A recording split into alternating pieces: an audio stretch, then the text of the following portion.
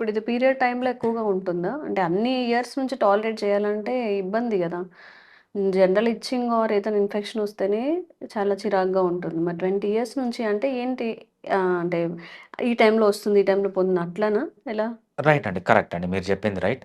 So, అదేంటంటే కంటిన్యూస్‌గా ఉండదనమాట. హ్మ్. రెకరెంట్‌గా వస్తుంది. హ్మ్. సో, కొంతమందికి ఎవ్రీ మంత్ వస్తుంది. ఒక 1 వీక్ ఉండేసి పోతుంది. కొంతమందికి 2 మంత్స్‌కి ఒకసారి వస్తుంది. కొంతమందికి 6 మంత్స్‌కి ఒకసారి వస్తుంది. కొంతమందికి ఇయర్లీ వస్తుంది. హ్మ్.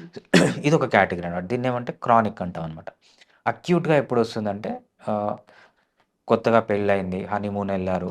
ఆ టైంలో గూడా వస్తుందనమాట. హ్మ్. సో, కొత్తగా సెక్షువల్ యాక్టివిటీలో పాల్గొన్నప్పుడు, లేకపోతే చాలామంది మాకేం జెప్తారంటే, "సార్ నాకు ఇంకా 2, 3 మంత్స్‌లో మ్యారేజ్ ఉంది. హ్మ్. నాకిది చిన్నప్పటి నుంచి వస్తుంది. హ్మ్. సో, మేము మ్యారేజ్ జేసుకోవాలి. ఏమైనా పర్మనెంట్ సొల్యూషన్ ఇవ్వగలరా?" హ్మ్. అని డిఫరెంట్ స్టేజెస్ ఆఫ్ లైఫ్‌లో ఎస్పెషల్లీ ఎవరికొస్తుందంటే, సెక్షువల్‌గా యాక్టివ్‌గా ఉన్న విమెన్‌లో చిన్న పిల్లల్లో గూడా చూసాము. హ్మ్. బట్ రేర్ అనమాట. హ్మ్. 16, 14, 15 ఇయర్స్ గర్ల్స్‌లో గూడా వస్తుంది. But rare. ఎక్కువ మ్యారేజ్ ఏజ్‌లో లేకపోతే సెక్షువల్‌గా యాక్టివ్‌గా ఉన్న ఏజ్‌లో హ్మ్. ఈ బార్తోలిన్ ఇన్ఫెక్షన్ అనేది ఎక్కువగా వస్తుంటుంది.